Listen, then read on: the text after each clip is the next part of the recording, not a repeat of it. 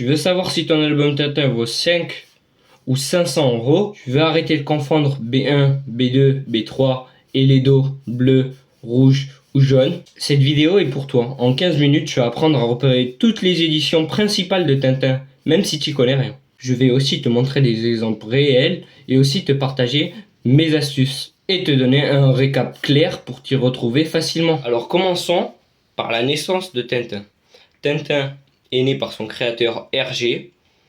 Hergé qui publiait d'abord ses ouvrages en 1930 dans un journal belge colonialiste, Le Petit Vingtième, qui aura duré 10 ans jusqu'en 1940 en noir et blanc. Alors ce qu'il faut également savoir, c'est que on ne le sait pas vraiment, mais c'est pas officiel, mais vers 1935-34, il y a eu les ouvrages, pas en journaux, mais de façon en album, pardon. Donc voilà les différents, le P1, le P2, le P2, le bis, etc. Pour ça, il faut s'y reconnaître, c'est important. Mais c'est tellement rare que je pense pas. Ce qu'il faut savoir, c'est que en fait, ça n'a pas vraiment de valeur les journaux, car les journaux c'est des petits fragments de collection, donc.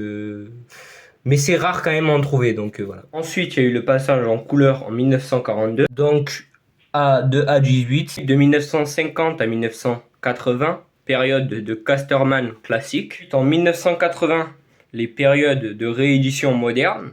Alors, ce qu'il faut savoir pour les éditions modernes, c'est que pour reconnaître la date, c'est non pas avec le dos, enfin si on peut avec le plat arrière, on peut le retrouver quand même, mais c'est surtout pour avoir la date exacte, il faut aller à la dernière page de l'album et non pas à la première.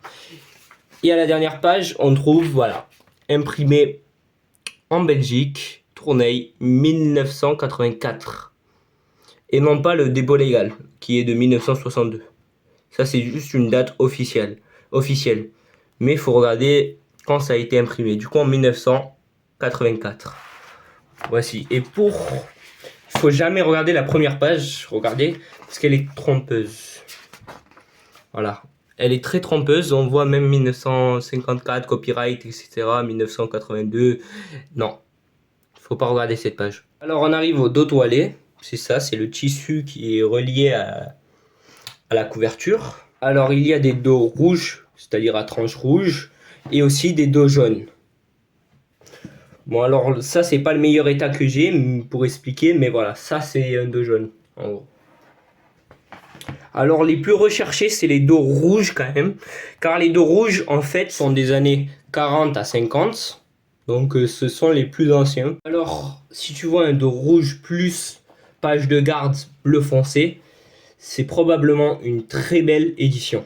Et oui, parce qu'il y a des pages même de garde bleu clair, assez bleu clair. Alors pour les dos toilés bleus, c'est encore plus rare. J'en ai jamais vu perso, donc je peux pas juger encore. Mais franchement, si vous en trouvez, je parle pas des éditions récentes comme ça, on voit ici là. Pas ici, pardon, ici. Je parle pas de ces éditions récentes, je parle des éditions dos toilés bleus. Alors, je pense que vous n'en avez jamais vu, ça très clairement, mais ça a un gros potentiel de valeur. J'en trouve presque pas, c'est très rare, mais ça existe, c'est officiel, oui, ça existe. Donc si vous en trouvez, soyez pas choqués, mettez de côté, conservez bien, à l'abri de l'humidité, etc. Alors pour faire simple, il y a différentes éditions, ça on en a parlé, des P jusqu'à A1, jusqu'à A24. Ouais, c'est ça, A24. Donc après A24, on rentre dans les B de l'édition. Donc ça, c'est les dos, c'est les plats arrière blancs. Ça, c'est rare, mais ça dépend lesquels. Ça, il faudrait apprendre à les reconnaître. Mais les plus souvent, ce que vous allez en avoir le plus, c'est ceux-là. Les B1. Donc ça, en excellent état, c'est parfait. Après les B2, les B3, les B3 encore. Ça, c'est les B3 0. Où est la différence? Vous allez me dire, regardez ici. Lisez Tintin chaque jeudi. Et là, lisez chaque jeudi le journal Tintin. Et ça, c'est une différence. Par exemple, ça a moins de valeur que celui-là. Donc ensuite, il y a... Voilà. jusqu'à la jusqu'à jusqu'à B24 encore une fois. Donc ça c'est important à reconnaître. C'est très important. Donc si vous apprenez ça, vous pouvez facilement reconnaître juste avec le plat arrière d'un album. Alors il y a la liste, c'est ce qui est important. La liste, donc par exemple là au pays de l'or noir, je vois pas d'autre chose dans la liste des Tintins sortis. Donc après le pays de l'or noir, on sait qu'il y a eu l'objectif Objectif Lune, pardon. Donc logiquement, Objectif Lune n'est pas sorti encore. Alors sachant que Objectif Lune c'est sorti en 1950, cet album-là, cet ouvrage-là est sorti avant 1950. Alors il est important d'avoir un BDN, c'est le catalogue encyclopédique pour reconnaître les différents Tintins. Bref, il y a aussi d'autres albums, ouvrages, mais en principal c'est Tintin, ce qui est important. Donc voilà, pour reconnaître, il vous suffit d'aller dans votre BDM si vous l'achetez. Des fois, on peut le trouver. Le mieux, ça serait les récents pour ceux qui cherchent la cote. Moi, je cherche pas la cote, je cherche vraiment le B de l'édition parce que la cote des albums, je les connais. Donc, pour ceux qui cherchent la cote des albums, il faudrait un plus récent que celui-là. Il faudrait de 2024 à 2025. Voilà, plus c'est récent, etc., mieux c'est. Donc pour les cotes, c'est ça. Mais pour reconnaître les BD d'édition, c'est pas très... Ça, vous pouvez en trouver pour 5 euros, juste pour reconnaître les BD de l'édition, voilà. Alors là, vous allez chercher sur votre BDM, cette liste-là, sur votre BDM, pour reconnaître l'édition. Donc collection RG, aventure, Joyeux. Donc... Alors oui, ça prend du temps pour les reconnaître. Mais une fois reconnus, voilà. Bref, voilà, c'est ici. Donc là, on voit... Alors, B12. Est-ce que c'est le B12? Je vous laisse deviner.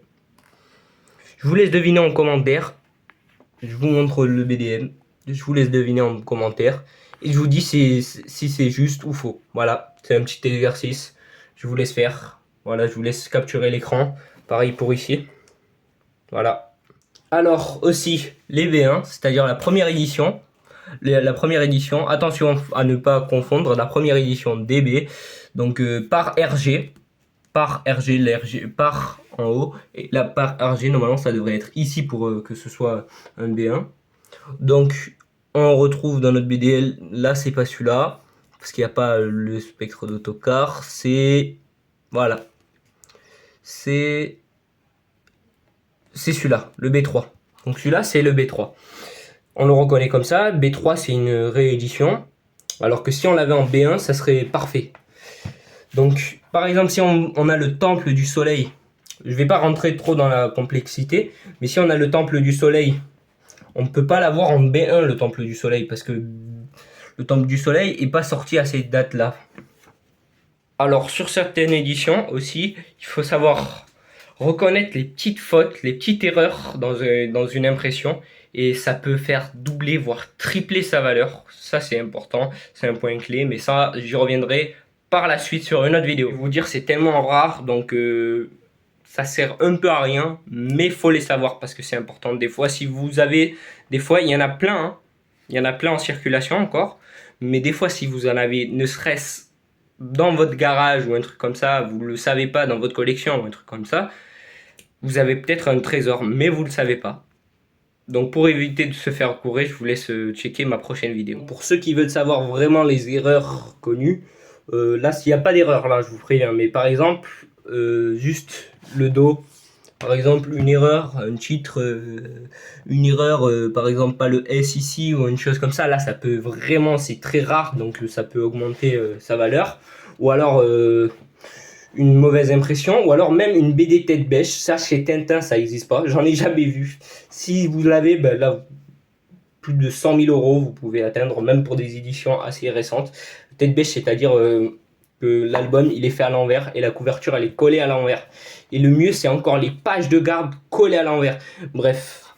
Donc aussi les pages mal imprimées.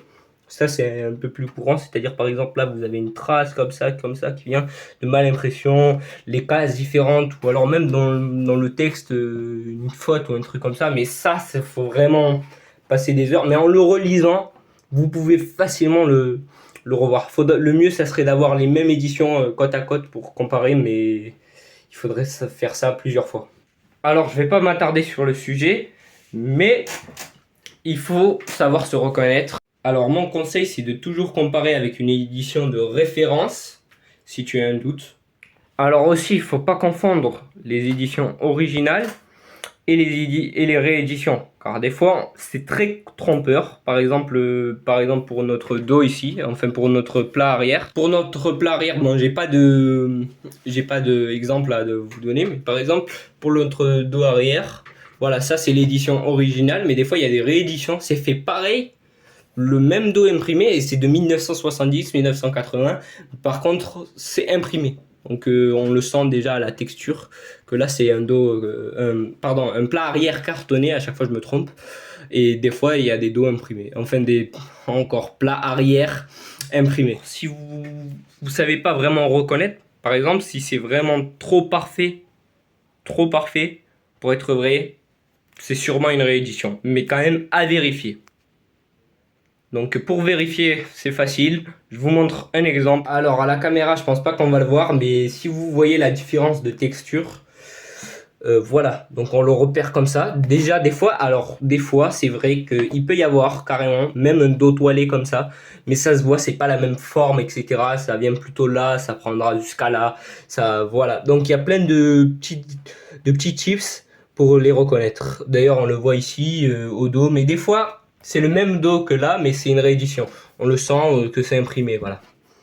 Alors, ce qu'il faut savoir aussi dans les rééditions, par exemple celui-là c'est une réédition, on voit là, par exemple déposé, ça c'est plus récent que là sur ce qu'on ne voit pas. On le voit là, par exemple, vous voyez, il n'y a pas. Donc voilà, ça pour reconnaître une réédition, c'est facile, c'est avec ça. Alors j'espère que vous avez appris à reconnaître les différentes éditions. Dans la prochaine vidéo qui arrive bientôt, je parlerai des figurines Tintin Moulin Sart officielles. Merci d'avoir regardé cette vidéo jusqu'à la fin. Je vous laisse m'écrire en commentaire si vous avez des questions ou autres. Et d'ailleurs la réponse pour le B de l'édition. J'attends vos commentaires.